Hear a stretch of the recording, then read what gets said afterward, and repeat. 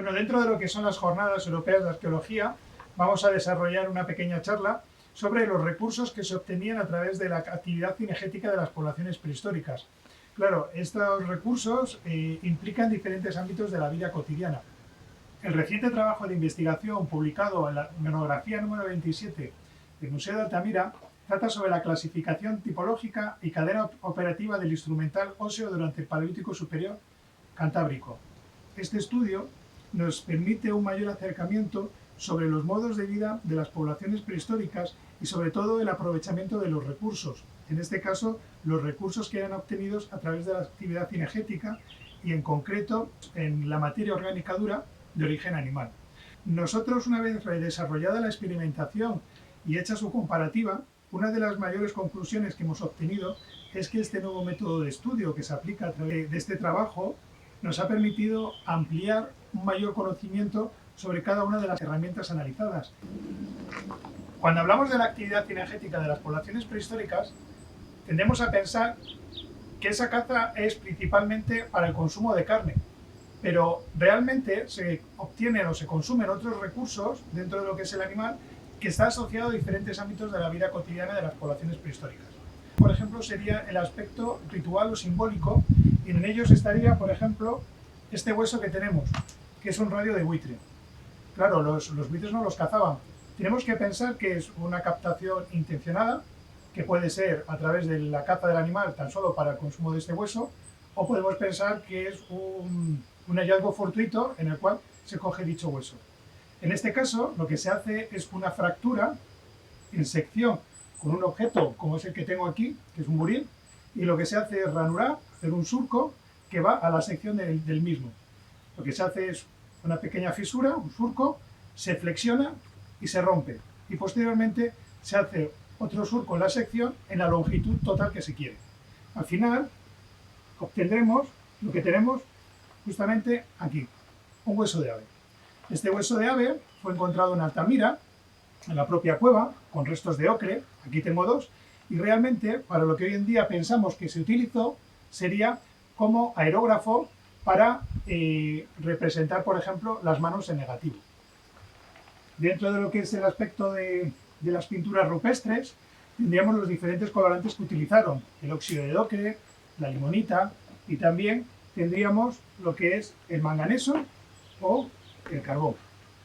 Pero también dentro del espacio, esto estamos hablando de arte rupestre, que estaría dentro de las cuevas, podemos pensar también en el arte mobiliar, que estaría dentro de la vida cotidiana en el campamento o el lugar de habitación. Por ejemplo, esta escápula que también aparece en la cueva de Altamira, se grabó la cabeza de una cierva y están asignadas a maderense inferior en torno a unos 18-16.000 años de antigüedad. No solo se consume el hueso con fines simbólicos. De hecho, el hueso en su interior tenemos el tuétano, el meollo, y esto es consumido como grasa animal para la realización de lámparas de tuétano para iluminarse en el interior de las cavidades. Otro aspecto sería la decoración corporal. En este caso, muy significativos son los huesos, los colgantes, como estos de aquí, realizados en hueso de oides de caballo. Estos, por ejemplo, estos 4 que tengo, fueron realizados, o encontrados más bien dicho, en la cueva de Altamira. Y están asignados al solutrense, en torno a unos 18-20.000 años de antigüedad. El hueso dioides que se encuentra en los caballos sería este justo que tengo aquí. Bien, y en este caso, la parte aprovechada sería esta de aquí. Por tanto, tenemos un recurso que se obtiene a través de la caza, pero por otra parte se utiliza este hueso porque la forma natural del mismo es muy similar al producto final que se desea. Y eso se ve claramente también en los contornos recortados. Los contornos recortados suele utilizarse esta parte de aquí, y uno de esos contornos recortados lo encontramos, por ejemplo, en la cueva cántabra de la Garma. Esta sería una reproducción. Aquí, por ejemplo, tenemos esbozado a través de un fino surco uno de esos futuros contornos recortados, que también se elabora, como bien hemos dicho anteriormente, con un buril. La forma de elaborar uno de estos colgantes es muy sencilla. Cogemos el hueso dioides, Cogemos el buril y marcamos el lugar exacto donde queremos elaborar esa fisura. En este caso lo que estamos haciendo es una fractura controlada del lugar exacto donde se quiere fracturar.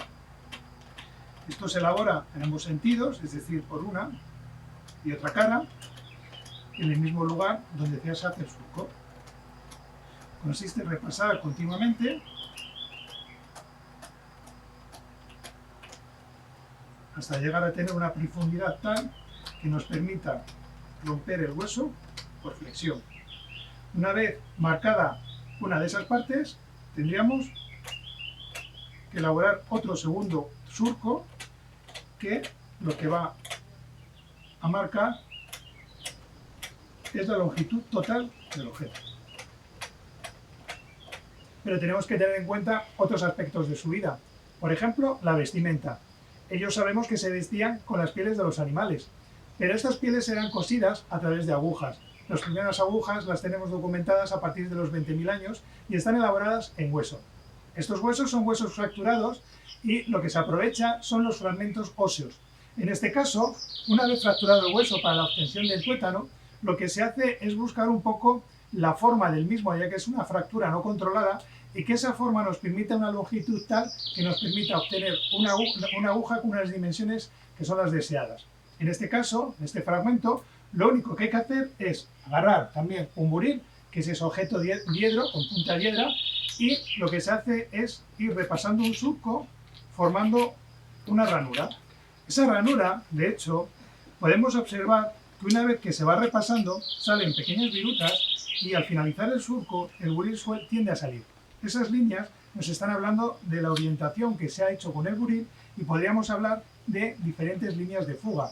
De hecho, dentro de lo que es el surco, podemos ver diferentes líneas que nos está hablando del número de repasados que se han efectuado.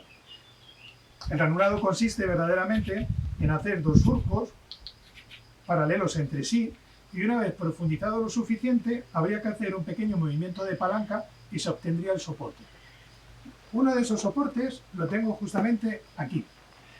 Este soporte, una vez obtenido, lo único que habría que hacer sería ir repasando para quitar lo más gordo y dar una homogeneidad en la forma, tendiendo a que sea una sección oval.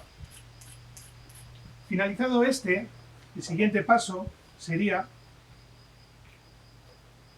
limar la superficie. Muchas veces estas piedras areniscas que aparecen en los yacimientos donde se liman las agujas nos muestran unas secciones determinadas y son claves para saber el grosor de las secciones de las agujas. De hecho, las agujas, una vez finalizadas, las puntas tienen dos secciones, unas que tienden a ser circular y otras triangulares. A través de diferentes estudios y trabajos experimentales que hemos desarrollado, hemos visto que las agujas que tienen una sección circular son más para perforar superficies blandas y aquellas que tienen una sección triangular son más bien para superficies que tienden a ser más duras, ya que desgarran la misma.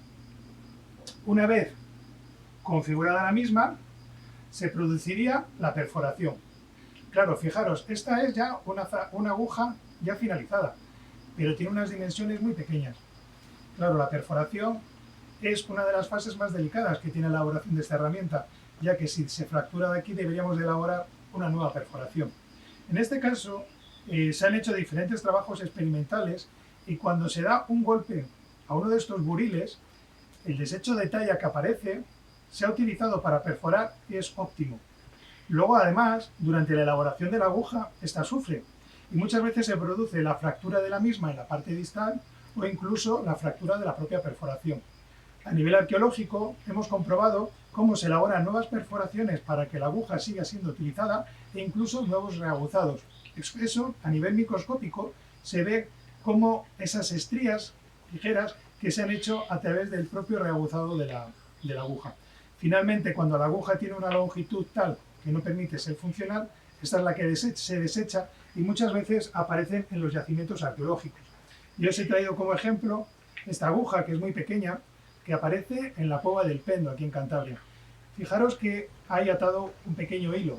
Esto es hilo de tendón, por lo tanto el tendón también se aprovechaba en la prehistoria, en este caso, o eso es lo que pensamos, para la elaboración de cordaje. Luego, otros aspectos sería la captación de recursos. Fijaros, los animales que ellos cazan, sobre todo los ciervos, de las astas que ellos cazan, elaboran las puntas de proyectil para cazar esos animales. Esas atagallas no solo vienen de la caza, también hay una recolección. Es decir, cuando los ciervos mudan las cuernas, pues se recogen esas cuernas para elaborar esas herramientas. Aquí, por ejemplo, tengo una de esas cuernas de un ciervo. En este caso he iniciado uno de esos ranurados, igual que he hecho con la aguja, para obtener un soporte. El trabajo consistiría en lo mismo. Es decir, yo volvería otra vez a ranurar con el buril hasta que se llegara a una profundidad tal que llegara al tejido poroso que hay en el interior del asta. Una vez llegado al interior, lo que se hace es un ligero movimiento de palanca que se suele hacer sobre todo con un objeto que esté biselado, y a través de ese movimiento de palanca se extraería el soporte. Ese soporte lo tengo justamente aquí. Bien, y posteriormente, igual que hemos hecho con las agujas, con otro buril, lo que haríamos es ir poco a poco, darle la forma deseada. Las azagallas tienen algo característico, y es que tiene de funcional tanto la punta como la base.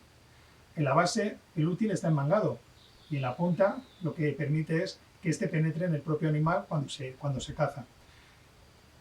Normalmente las puntas también suelen ser ovaladas, tienen también una forma circular, incluso triangular. Y en la base también la respuesta de enmangue es diversa. Yo os he traído diferentes ejemplos. Por ejemplo, esta de aquí, que se ha biselado por una de las caras para introducir el venablo de madera en el que va ensalzado. Esta, por ejemplo, que os estoy mostrando, es de la cueva de Altamira. Por otra parte, tendríamos otra, como esta, cuyo bisel está en la parte central, que llama mucho la atención. Y enmangada, el resultado lo tendríamos justamente aquí. Y fijaros,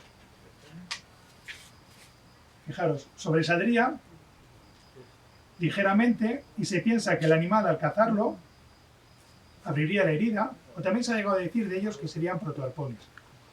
Quiero que os fijéis en el tipo de enmangue que se ha utilizado. Este enmangue es la tripa del animal, otra materia, otro material que se aprovecha de estos animales. También tenemos otro tipo de azagallas, que son las que se llaman ahorquilladas. Un pequeño surco que va de un lado a otro, y justamente aquí iría ensalzado el objeto. O esta otra de aquí, que estaría a doble bisel, es decir, lo que se ha hecho es rebajar ambas caras e introducir directamente la azagaya. Es muy curioso porque, sobre todo las agujas, esto se ha visto a nivel arqueológico, las que tienen un solo bisel, el bisel está elaborado, en la mayoría de los casos, en la parte porosa. Y luego también es característico porque en los yacimientos arqueológicos suelen aparecer esta parte de aquí arriba o la parte de abajo. La parte de arriba viene, en la mayoría de los casos, porque se fractura dentro del animal y esta viene dentro de la carcasa del animal cazado o abatido. Y por otra parte, tenemos esta otra parte, la de la base. Cuando las azagallas se fracturan, cuando el animal es cazado o son utilizadas, muchas veces esos fragmentos de la parte basal llegan engarzadas a través de los venablos. Al quitar y volver a enmangar otra azagalla, esta se desecha y se tira en el propio yacimiento arqueológico. Por lo tanto, muchas veces nos llegan partes de estas azagallas debido a la fractura de las mismas por el uso. Pero las azagallas no tienen ahí el final de su vida. Las azagallas tienden a prolongarla en algunos de los casos. A veces azagallas como estas, que tienen doble bisel, se utilizan también pues, para elaborar trabajos como de cuña. ¿Bien? O incluso en otras ocasiones, como aparece en otra cueva, en la cueva de la Pasiega, en Cantabria, se han utilizado como colgantes. Si hablamos de azagallas, también debemos de hablar de propulsores. Los propulsores son el objeto con el cual eran lanzados estas puntas de proyectil. Tenemos que tener en cuenta que estas puntas de proyectil que estaban enmangadas a un mástil de madera eran propulsadas con este objeto que tengo justamente aquí. Este objeto, que es un propulsor, que es una copia de la que aparece en los niveles solutrenses de la Cueva del Castillo. Destaca en primer lugar por este pequeño gancho que tenemos en esta parte de aquí, y luego por otra parte por este pequeño bisel que nos está indicando que estaba enmangado.